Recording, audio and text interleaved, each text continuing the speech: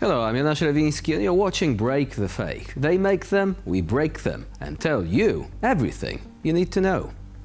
Today's first protagonist is Elon Musk. Remember how Elon applied his elan to bolster the German far-right AfD party, specifically its chancellor hopeful Alice Weidel? Since no electoral wonderland for Alice ensued, Musk, evidently chagrined, turned his attention to Romania. Now, this requires a bit of context. Last year, Romania's presidential elections went careening down the hill after far-right candidate Călin Georgescu scored a shock victory in the first round, mostly thanks to a viral campaign on TikTok. Romania's far-right populists are a funny sort, often citing Vlad Tepes, the precursor for Bram Stoker's Dracula, as inspiration.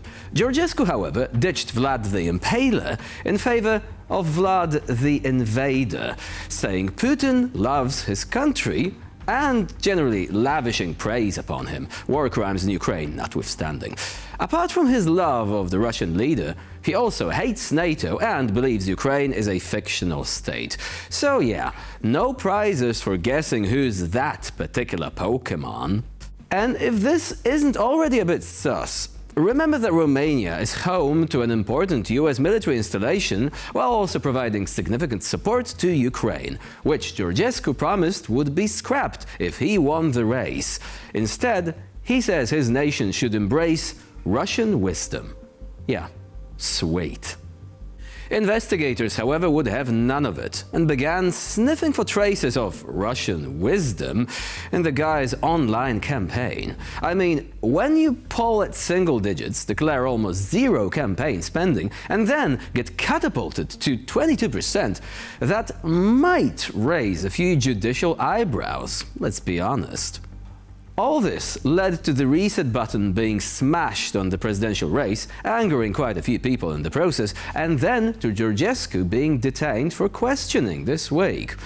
He now stands accused of forming an organization with a fascist, racist or xenophobic character and providing false statements regarding campaign financing.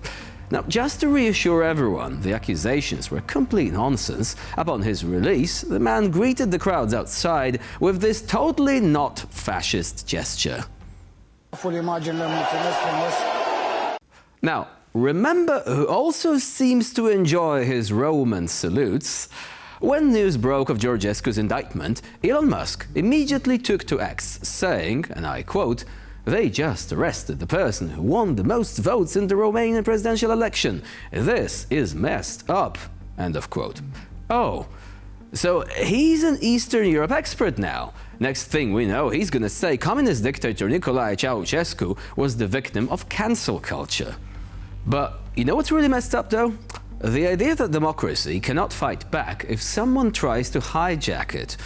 Russia had just narrowly lost their big election interference push in Moldova at the time, so the idea of them trying to capture Romania this way was not too far-fetched. Now that charges have been filed, it seems Romanian authorities are onto something. Reports are coming in of caches of money and guns allegedly found with Georgescu's associates. Now, naturally, we don't know what the investigation will bring, but if democracy in Europe is going to be about meekly accepting possible interference because otherwise Elon, or J.D. Vance for that matter, could smack us down with angry tweets, then congrats to Vlad the Toothless Vampire. He can zombify us all with not as much as a bite wound left to show for it. Messed up, indeed.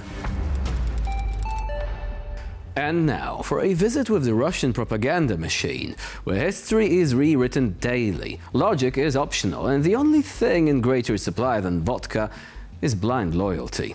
This time, the Kremlin's favorite court jester Vladimir Solovyov has switched from his usual Hitler-invoking hysteria to full-blown circus act, actually.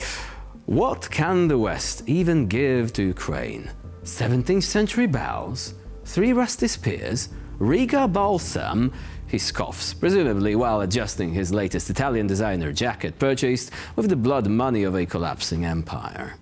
По словам Ландсбергиса, они готовы поставить оружие Украине столько, сколько надо хоть завтра. Одна проблема есть маленькая. У них нет оружия. Не, оружие есть. Блефуем дальше с высоких трибун. Одна маленькая проблема. Ментальная зависимость от Путина. Мы оглядываемся на Путина. Вот как только мы от этого тени Путина и откроем наши амбары и арсеналы, и увидим, что там ничего нету. Или мы отдадим, наконец, вот эти луки с 17 века. Что они собираются отдать? Я хочу понять. Немецких могильников. Что у них? Немецкие могильники. Что у них есть? 3 копья ржавых. Что? Вот какие страстные такие оружия производятся? Рижский бальзам, как химическое оружие? Что? Вот. Кстати, кильк-автоматы? Что у них? В Таллин есть еще такая же вонючая субстанция, да, как рижский бальзам. Ну и, наконец, нельзя не порадоваться. Рижский бальзам хотя бы была бутылка красивая. Она глиняная? Да, клиненная. Не из редкоземельной. Нет, из редкоземельной клинной, да. This is a classic Kremlin tactic. Mock, belittle and sneer at the West while quietly panicking because, despite all the bravado, Russian forces are still struggling to handle Ukrainian resistance. But let's not dwell on reality. That's not Solovyov's job, you see. His role is to keep the Russian masses entertained, to make them laugh at imaginary Western weakness, and to distract them from the fact that their own soldiers are being sent into battle with equipment that sometimes seems just as ancient as those 17th century bows that he ridicules. But let's talk about the grand strategy of Russia's glorious special military operation. What are the objectives? The carefully calculated endgame? The master plan? Well, according to the wise sages of Russian state television, only Putin knows that. When necessary, he will tell us, they nod sullenly, like disciples waiting for their prophet to descend from his golden bunker and reveal the next miraculous strategic retreat. Армия же решает задачи, поставленные политическим руководством. И общество должно выдать на это мандат. То есть, если общество хочет достижения определенных результатов, то тогда общество должно спросить себя, на какие жертвы ради этого мы готовы пойти. Можно дойти до Лиссабона, моя идея. Либо использовать определенные средства. Я думаю, Владимир Владимирович знает, где мы остановимся, и когда надо, он нам скажет. Бесспорно. Я к чему? Либо использовать определенные средства, против которых здесь часто в студии там спорят. То есть, ты посчитай, да, сколько тактических ядерных зарядов дойти до такой-то точки. Не вопрос. Знаете, принцип должен быть такой. Вначале надо стрелять, а потом заслушивать доклады о тех, кто остался жив. And therein lies the essence of modern Russian imperialism. Blind faith. Faith in the Tsar, faith in propaganda, faith in the idea that somehow, despite centuries of historical failure, this time we will be different. Putin's empire, much like his own propaganda machine, is built on an illusion. The illusion that Russia is a global superpower, that its military is unstoppable, and that the world trembles in fear of its might.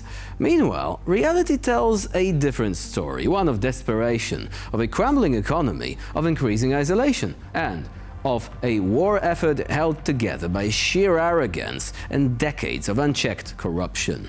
And so the world watches as Solovyov rants, the Kremlin improvises, and Russia stumbles blindly forward, dragging itself ever closer to the abyss, while pretending it's marching towards victory. Because in the end, that's what Russian imperialism has always been, a desperate attempt to rewrite reality itself until reality inevitably catches up.